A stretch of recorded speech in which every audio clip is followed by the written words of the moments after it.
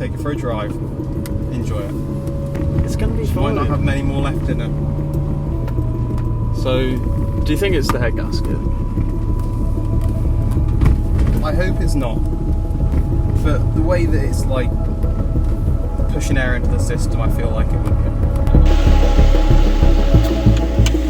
That was going through. They get this.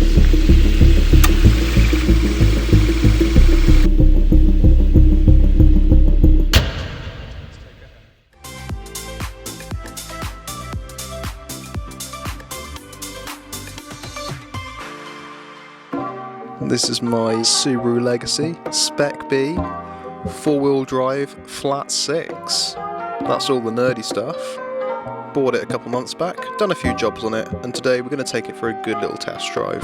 No dirty turbo Volvo noises in this, mate. No. None of that. None of that nonsense. But you know what's funny? Mine holds coolant, which is really weird.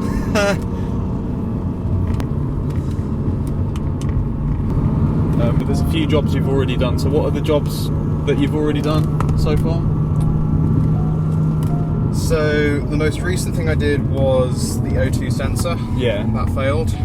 So that did. So your issue was the coolant getting pushed out. Is that your main issue with the car? No. That's my current main issue. Yes. O2 sensor also failed, which gave me code. So yeah, I sorted that out, and then it's just getting through the different jobs. Yeah. It's like all old cars. You've got to keep working on them. Yeah, I feel There's like always things to do. I feel like there's always going to be something that needs doing. But I wouldn't have bought this if I didn't know that was the case. Yeah, exactly. I just didn't quite realise how many things were wrong with it. The biggest thing we've done so far is change the diff. Now that was that was 2 days of really hard graft. That was a big job that you did after getting the car. You sort of knew that needed doing, so you managed to get money off for that. I got $1,000 off the car. So the cameras flying around. I managed to get $1,000 off the car basically because I knew the diff was. Yeah, so the diff was the biggest thing, and I knew that had to be done, and it was a massive learning experience, and I'm glad I did it. Yeah, like, it has totally transformed this car. It used to be an absolute pain to drive around the town. So now I can park it no problems. Yeah. So basically what happened was the fluid inside the diff just basically went, and it didn't go anywhere, it just went off. And so the diff, the way it works from what I understand, which isn't very much, it basically locked itself. Right. So is that a common issue on Subarus? On the viscous diffs it is, yeah, they get to a certain age and they just become useless. Really? So the car was absolutely fine if you were driving like on a road like this. Yeah. But as soon as you go to pull out of a tight junction, like a 90-degree corner, try and park the car, it would just judder. And it would feel like the back wheels were skipping, the whole car would just go gudunk, gudunk, gudunk. Yeah. Anyway, it was quite embarrassing for a few car parks. And well, I remember when we took it for the test drive. Insert video of Mark's reaction when he realised El Grand the diff was not having a good time. Yeah, I looked at you in the mirror like, oh no.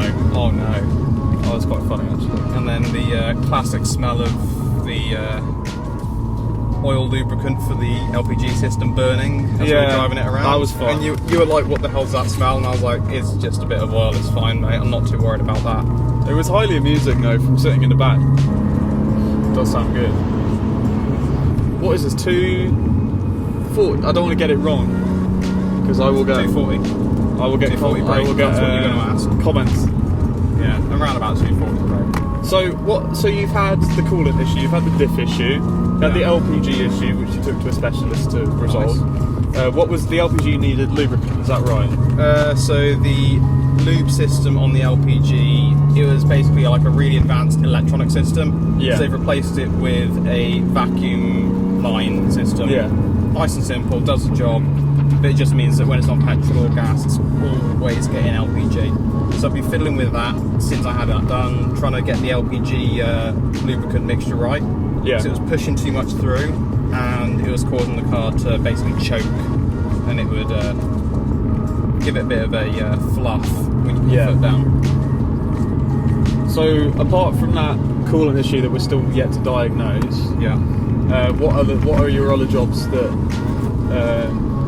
you need to do? Brakes. Brakes. The brakes work. Okay. You're going to give them a bleed and see how they feel then. Yeah. But if the coolant's sorted, and I've got some spare cash, it's getting some massive Brembos on it. Brembos. I'm not joking. Why don't you just Big gold you know what, boys that came on the I SCIs. got a great idea. They fit straight on this thing. I got a great idea though. Yeah. You could take off your calipers. Yeah. Yeah. Go to Halfords. Yeah. Get some red paint. Red paint. Oh, we're going red, are we? Red on the blue car doesn't work, mate. Yeah, but everyone thinks you've got Brembos if you Makes put it go red faster. paint. Yeah.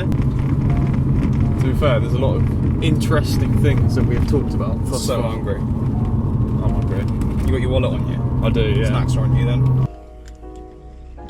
First one, let's do Cheers, it. mate. Cheers.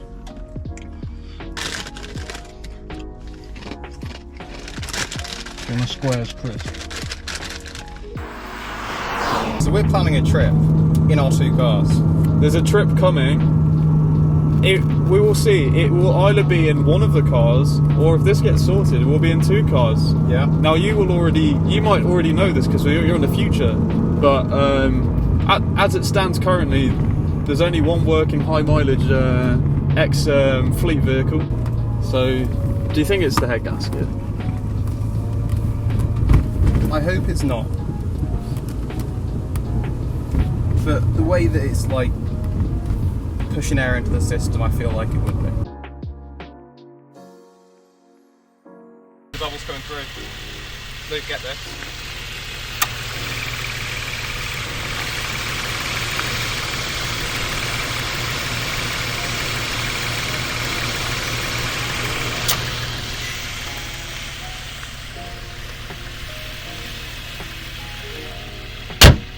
Let's take her home.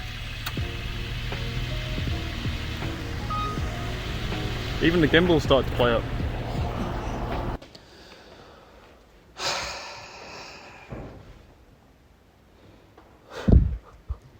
That was a good drive, mate. It was good fun. Yeah. It was good fun until it wasn't, Yeah. unfortunately. So my car decided to boil itself again. That was a couple of days ago.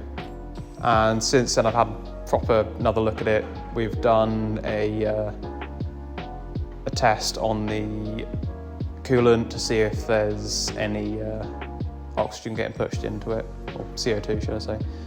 And it was inconclusive. So we're still not 100% sure that it was the head gaskets that's causing the issue. However, the fact that it's been going on so long and it keeps doing it, I'm pretty sure it is. So It's not really a cool situation to be in, is it? Cool. So anyway, I'm gonna get the head gaskets done, and the plan is to get a second engine. Yeah, you heard that right. I'm gonna get a second engine. Second engine. Oh, Mark, why would you get another engine when one's already broken? Well, it costs about the same to get an engine as it would to get the heads done professionally. So I thought if I get another engine, then I can take my time and rebuild my current boiling engine. Sound like a plan, mate? Sounds like a plan. Yeah. Something to look forward to. Yeah.